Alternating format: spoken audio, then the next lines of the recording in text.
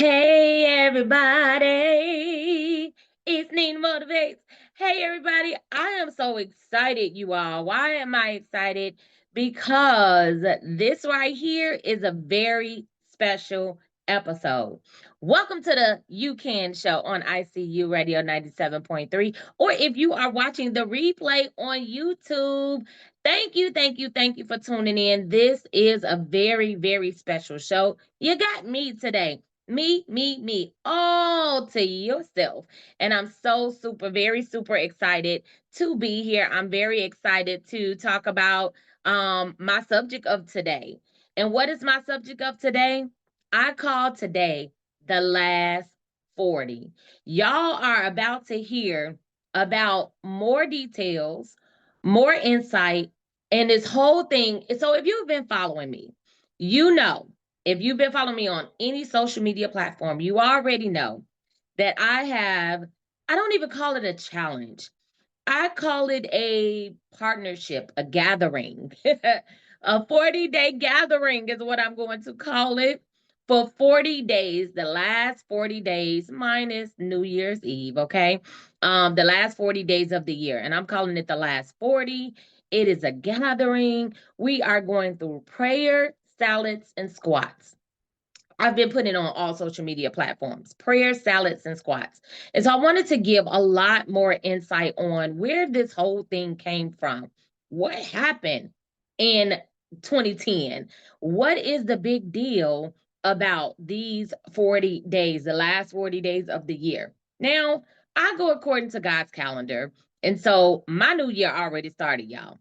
But prior to knowing about God's new year, God's calendar, the last 40 days of 2010, I did a 40-day fast. But I want to tell y'all about before the fast.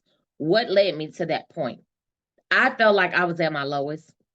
I felt like I was at my breaking point and I needed something different. I needed a change.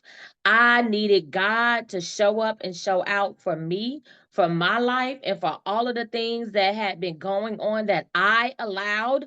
Because sometimes we don't want to admit when we allow something to happen in our lives. And so I was angry at myself.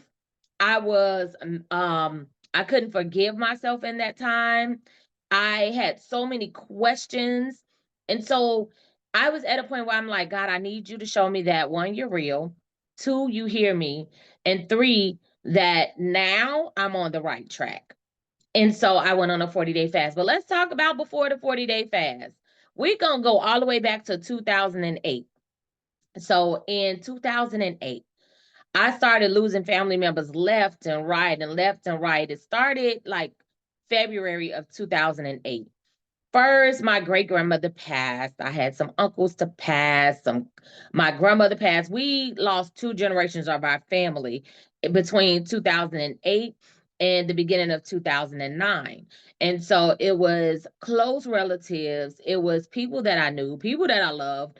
And to lose six relatives in a short time period, like 11 months, it was not easy. The last death in 2009, January 2009, was my baby, my twin, my niecey Pooh, and she was 17. So we're talking about someone as old as my great grandmother to as young as my 17-year-old niece. Now, I believe my great grandmother was maybe 93. So that shows you the age range, and everybody else was in between. And so this was a time of life where it was a little bit difficult. I was vulnerable. I had just moved into a condo around June of 2008. So I had already had some experiences. And in June of 2008, I moved into this condo. And then a few weeks later, I decided, oh, I'm going to do online dating. And I only did it because my boss at the time had met this amazing man online. And so I was like, oh, well, let me get online and try to be somebody amazing. I was in such a good place in life right at that time as well. And so I should have just kept going in the direction I was going in. But I decided to get on the same website she was on and start talking to a few people. And so I met this guy. And We moved so fast, y'all. I'm being very vulnerable, very honest here, okay? We moved too fast. We started a sexationship before we started a relationship. And in my opinion, it never turned into what I consider a real relationship. And that could be for so many different reasons, but one of them is because I moved too fast. I didn't get to know him well. Like, he was at my house within the first week. And I was one of them chicks that was like, oh, I ain't never gonna do this. I ain't never gonna do that. And I broke every rule that I had, and I have no excuse. I'm not gonna see her and say, "Oh, I was going through a time in my life and this and that." Yeah, that played a little part, but my low self-esteem, the things that I didn't even know was affecting me was really affecting me. So I had low self-esteem and I didn't even acknowledge it at that time. I just wanted a companion and I was gonna do it my way. So all of those things played a part in it.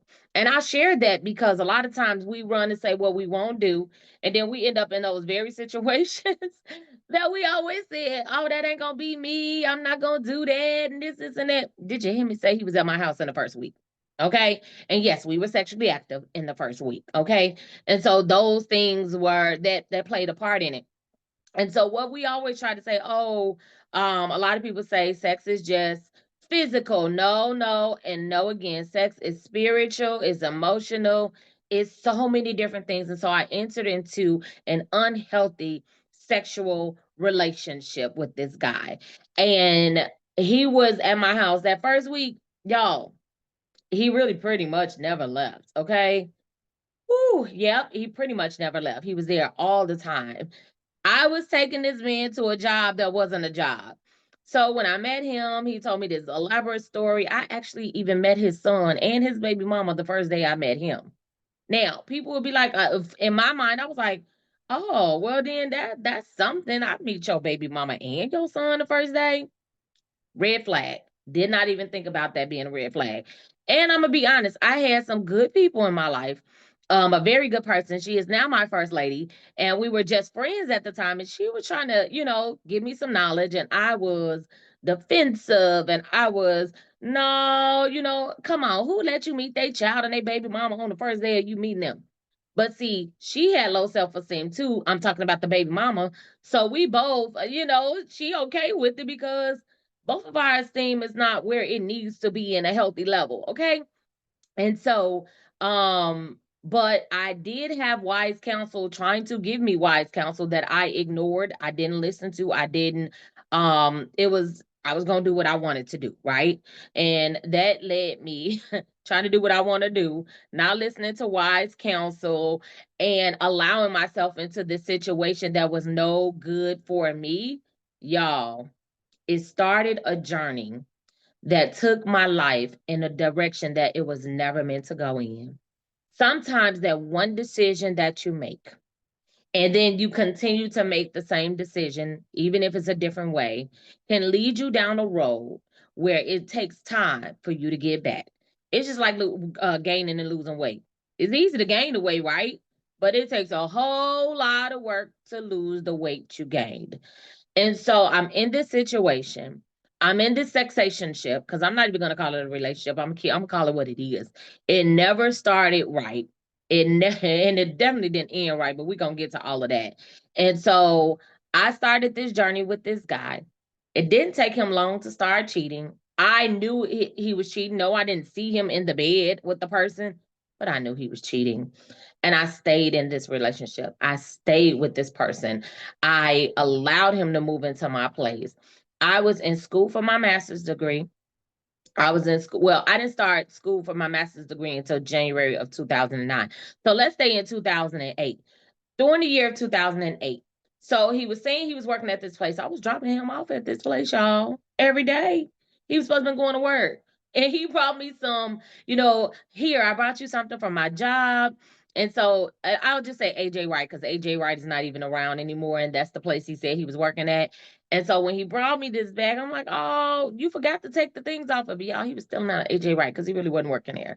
I was dropping him off there and he was walking a couple blocks away to go to his baby mama house every day. And she was okay with knowing, oh, he with her, but he could be with me too.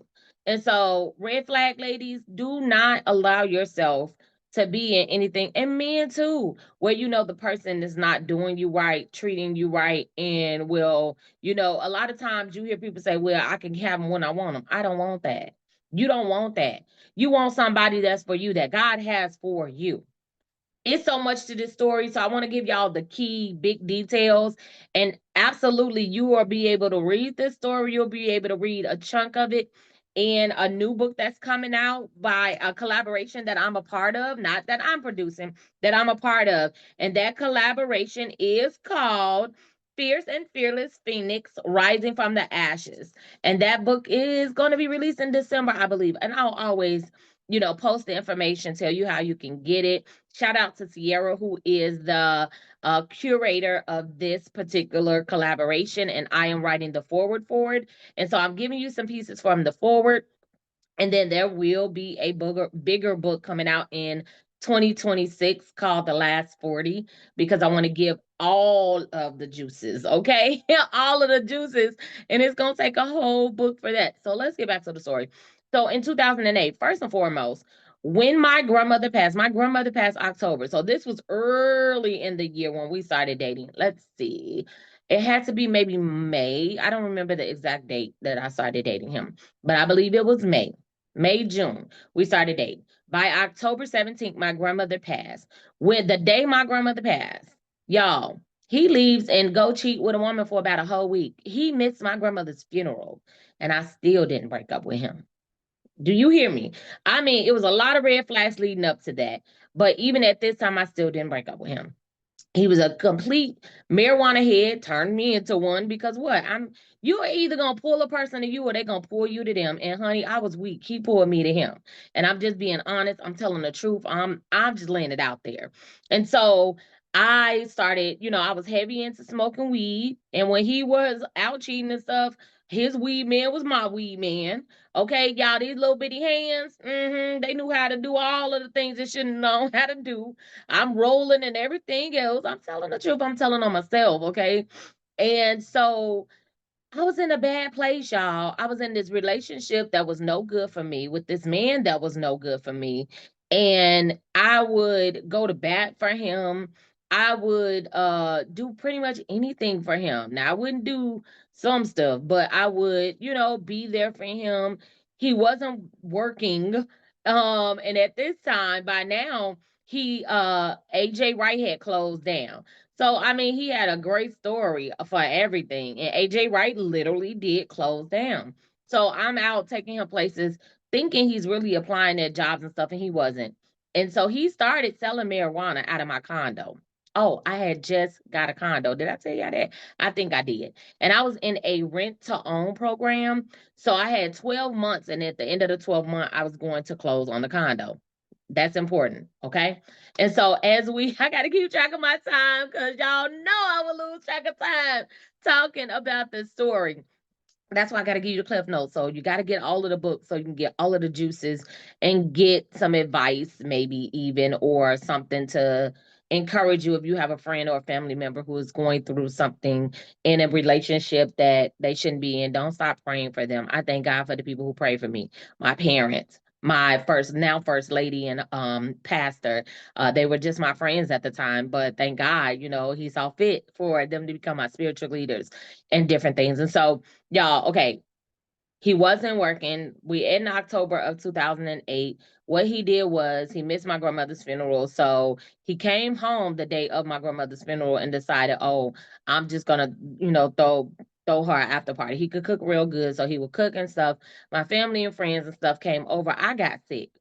And that's a whole nother thing. It was just dealing with everything that I was dealing with. I used to suffer from severe migraine headaches, and I ended up with a very bad migraine this particular day. So I'm trying to slow down, but I want to get all this information out so that you all get all of the information. And again, hopefully it gives you hope, either it's for yourself or for someone else you may know that may be in something that's not good for them.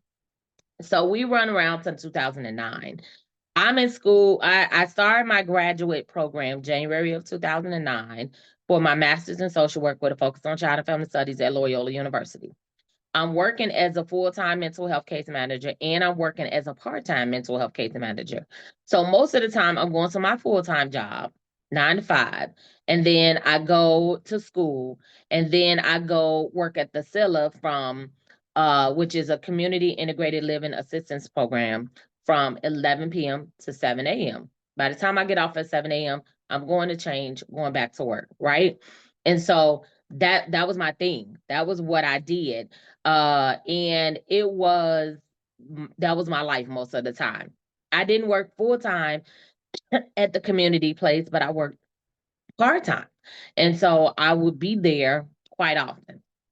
And so uh just so happened I'm home one night. I'm home, y'all. I'm home. And because he couldn't find a job, he was selling marijuana out of my place. And I knew about it. And he told me, let me just do this for a while I, work on getting a job. And this way I can help you with the bills and everything else. And so I'm like, okay, yeah, go ahead.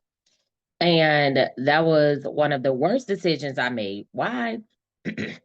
Because one, he's selling marijuana out of my crib. Like, I'm getting ready to close on this condo, and you're selling marijuana out of my crib. Your name ain't nowhere on my lease, on my contracts, or anything.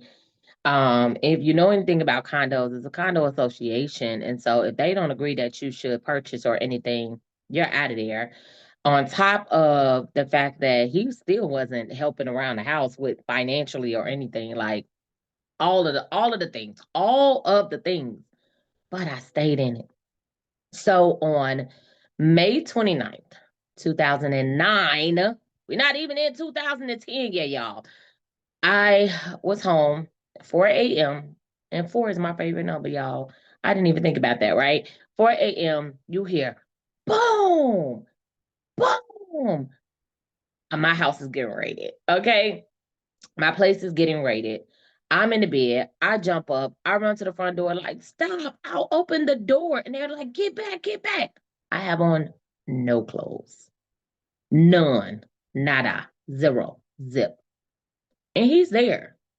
He's there. And and so I go, I get arrested. He get arrested because he did have some marijuana. They did not shut the water off, but instead of him, trying to flush down the toilet and anything, he throws it out the window. Well, there's an officer standing right outside the window. Yeah.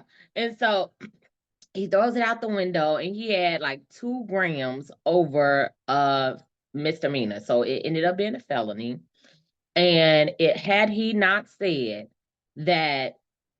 had he not said that everything belonged to him, y'all, I could have had that on my record and been doing time.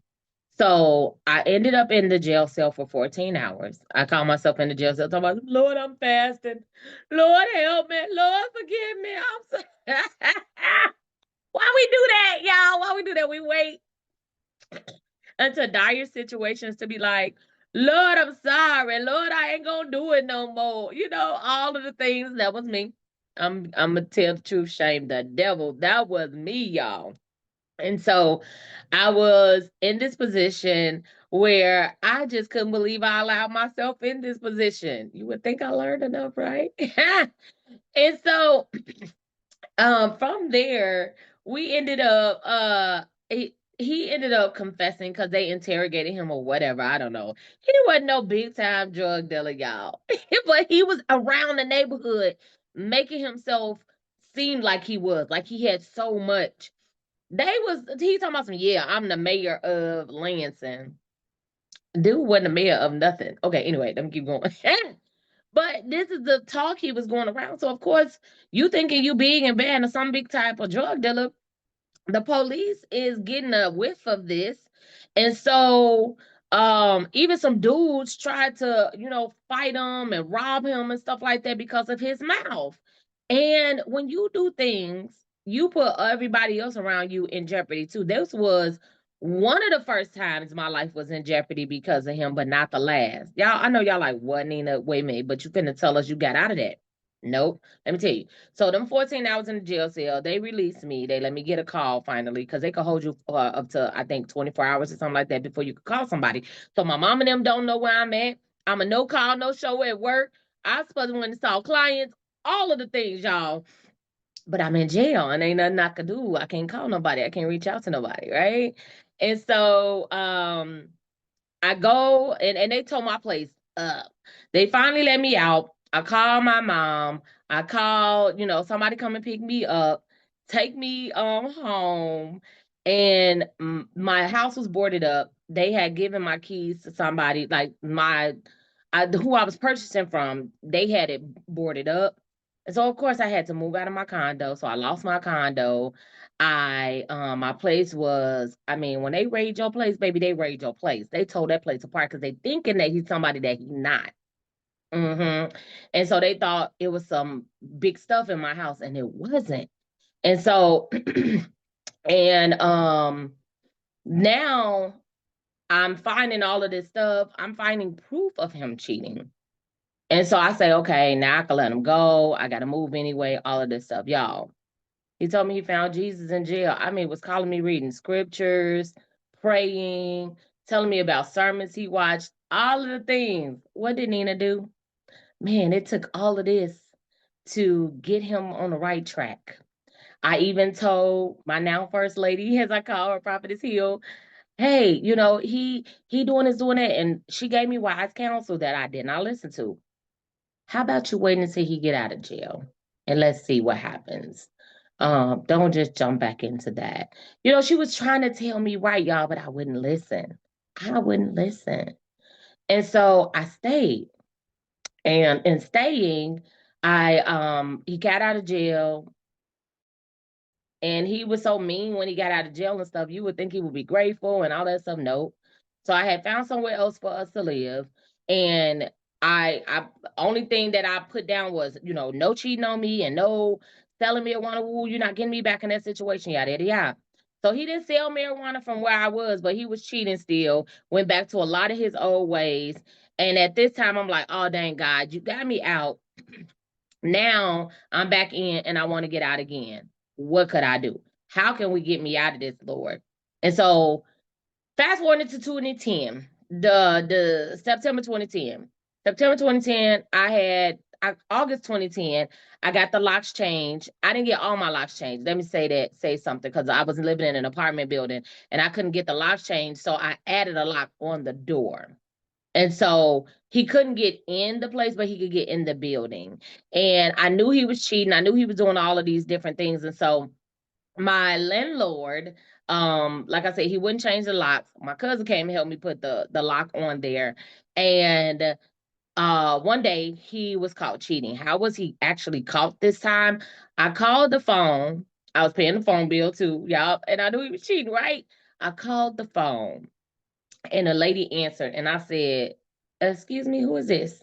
And she like, "Well, who are you?" I said, "You answering my phone." And so that's how I come cheating. And I said, "You know what? I don't even want them. You can have them. You can have them.